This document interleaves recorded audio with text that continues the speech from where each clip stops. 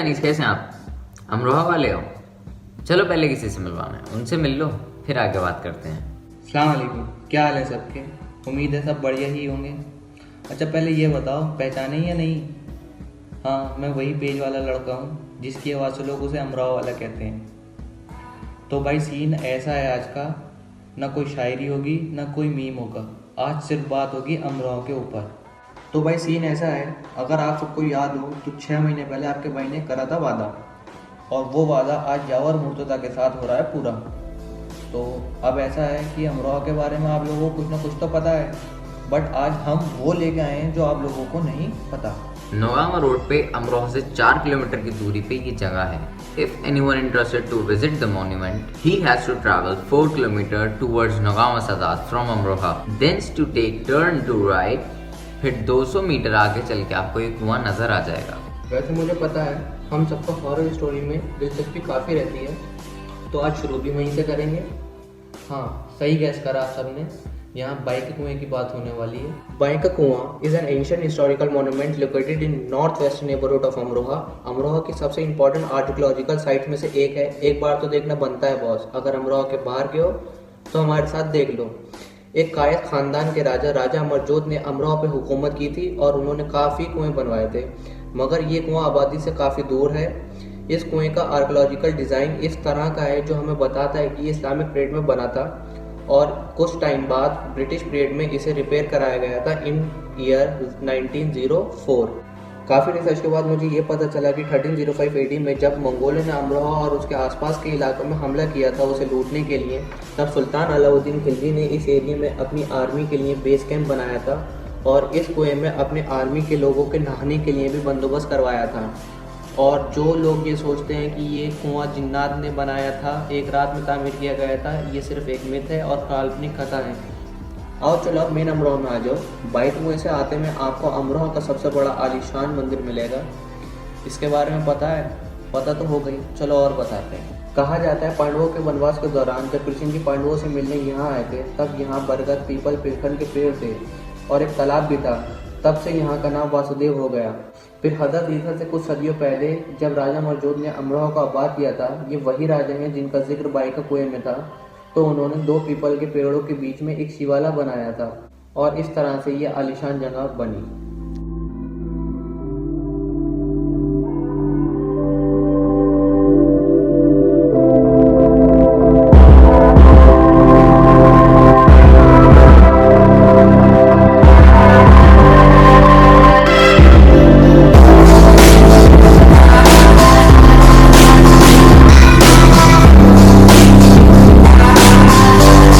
वासुदेव से वापस main road पे आ जाओ।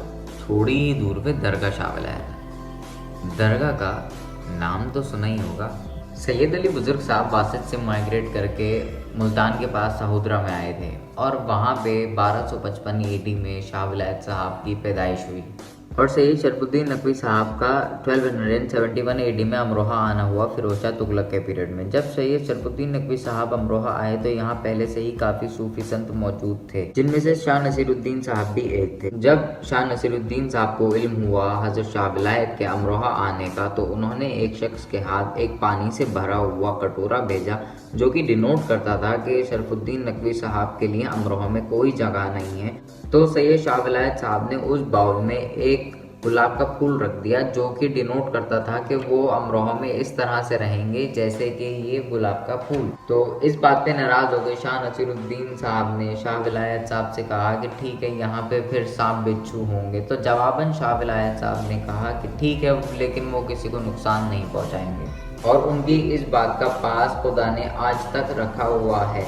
जो ये यकीन नहीं करता कि यहाँ पे सांप बिच्छू कुछ नहीं कहते, वो यहाँ आके ये एक्सपीरियंस कर सकता है। ब्रिटिश पीरियड का एक गवर्नर इस बात पे यकीन नहीं करता था। उसने ये देखने के लिए अफ्रीका से बिच्छू मंगाए थे, लेकिन दरगाह के गेट पे एंटर होते ही उन्होंने भी अपना डंक मोड़ लिया।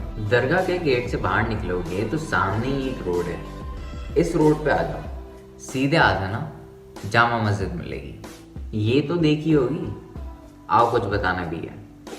अमरोहा की पुरानी मस्जिदों में से एक ये जामा मस्जिद मोहल्ला मुल्लाना है। ये आलीशान और खूबसूरत मस्जिद जो तालाब पनवाड़ी से बिल्कुल मिली हुई थी, बल्कि इस मस्जिद के बिल्कुल पीछे बागात और तालाब हुआ करते थे जो बहुत ही खूबसूरत मंजर पेश करते थे।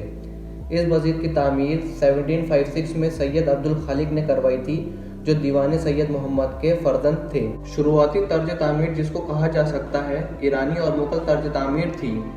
पनवाड़ी तालाब मस्जिद के अक्स और वह मस्जिद के हुस्न को दोबारा कर देता था, मगर बदकिस्मती से यह पनवाड़ी तालाब भर दिया गया और बागात भी न जाने कहाँ गायब हो चुके हैं। इस मोहल्ले के सैयद दरबार शाह अबुल हसन से, जो अब मोहल्ला सट्टी कहलाता है, वो वहाँ से माइग्रेट करके दरबार कला आए थे और वहाँ उन्होंने दरबार कला में एक महल तामीर करवाया था।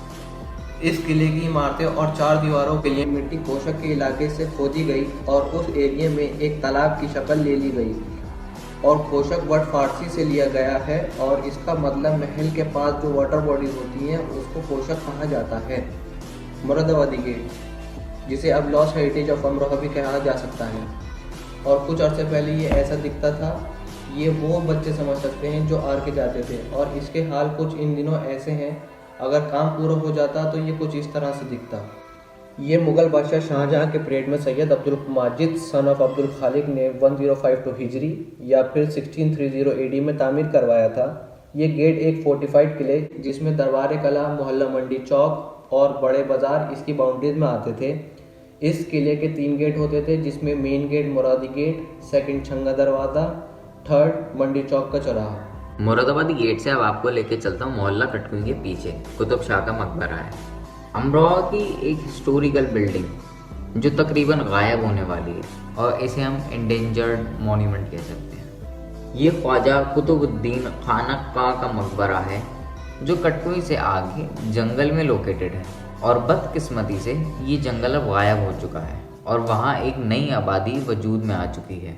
ये तारीखी इमारत एक हाकिम अमरोहा ख्वाजा कुतुबुद्दीन खानका का मकबरा है, जो हुमायूं एम्परर और अकबर के दौर में अमरोहा के रूलर थे।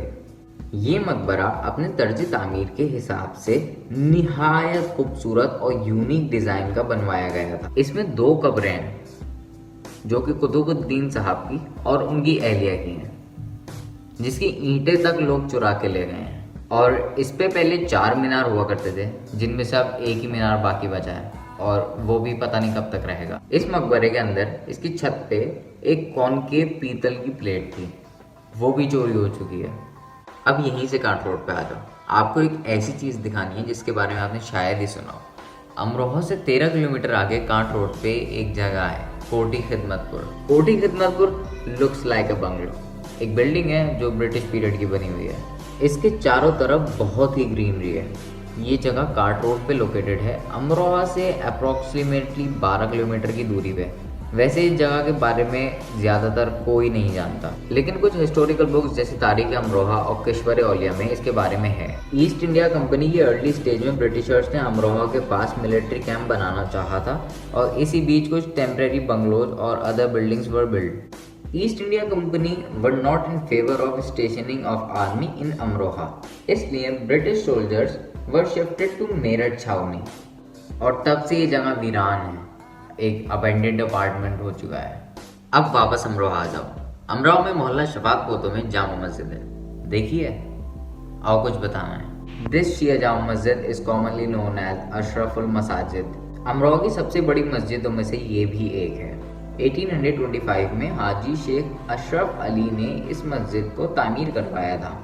शिया जामा मस्जिद मोहल्ला शफात पोतो का असली नाम अशरफुल मसाजिद है। ये शहर अमरोहा की सबसे बड़ी मस्जिदों में से एक है, जो कि इस्लामिक आर्किटेक्चर का बेहतरीन शाकार है। ये फैसिनेटिंग मॉस्क 1825 एडी में हाजी शेख अशरफ अली, जिनका ताल्लुक अजीमाबाद से था, ने तामीर कराई थी। उस वक्त के शियों की जुमे की नमाज शफात पोतो का महल था, उसके दीवान खाने में होती थी, जिसमें इमाम जुम्मा और जमात मौलाना मोहम्मद सियादत साहब अव्वल थे, फर्स्ट थे। पुरानी शिया जामा मस्जिद मोमिनीन की बढ़ती हुई तादाद की वजह से छोटी पड़ गई थी, लिहाजा शहर अमरोहा के तमाम मोमिनीन की हेल्प एंड कंट्रीब्यूशन से इस मस्जिद को 1867 में दोबारा एक्सटेंड तामीर किया गया था और खूबसूरत और दिलकश नक्श और निगार से सजाया गया था। फिर इबादत साहब दोयम के ज़माने में इसको फिर रिन्यूएट कराया गया था। अब शफात पोतो से सीधा बेगम सराय की रोड आपको ठंडी सड़क से कनेक्ट करेगी। वहां से सीधा स्टेशन की तरफ आप जाओगे तो एक आलीशान गुरुद्वारा है, एक बार देख के जाना।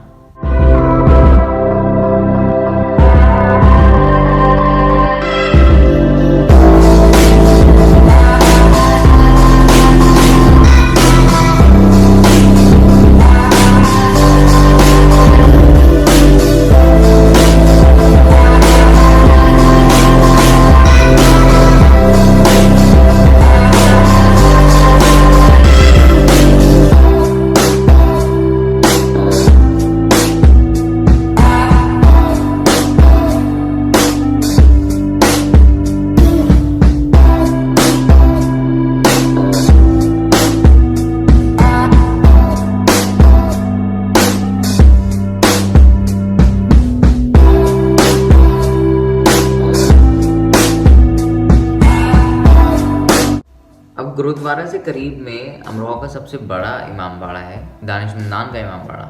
एक बार वो मैं दिखा देता हूँ। बड़ा इमाम बाड़ा दानिशमंदान, जिसका असली नाम वज़ीर-उन-निसा है और ये अमरोहा के साउथ ईस्ट में लोकेटेड है। इस इमाम बाड़े की तामीर वज़ीर-उन-निसा ने अपनी इकलौती बेटी की याद में 1802 में करवाई थी और इस इमाम बारगाह के नज़दीक ही एक बहुत खूबसूरत मस्जिद भी तामीर करवाई गई थी। इस मस्जिद और इमाम बारगाह के लिए मुसम्मद वज़ीर-उन-निसा ने अपनी सारी जायदाद वक्फ करके अपने भांजे नज़र अली साहब को उसका मुतवल्ली बना दिया था। उसके बाद सैयद मेहदी रज़ा ने इस पूरे इमाम बारगाह को डिमोलिश करके दोबारा तामीर करवाया था और पुरानी मस्जिद को अभी थोड़े टाइम पहले ही रिनोवेट कराया गया है। ये इमाम बारगाह इस्लामिक आर्किटेक्चर के हिसाब से अमरोहा की बेहतरीन इमारतों में से एक करार दी जा सकती है और इस इमारत के नक्शो निगार निहायत दिलकश और ख़ूबसूरत हैं।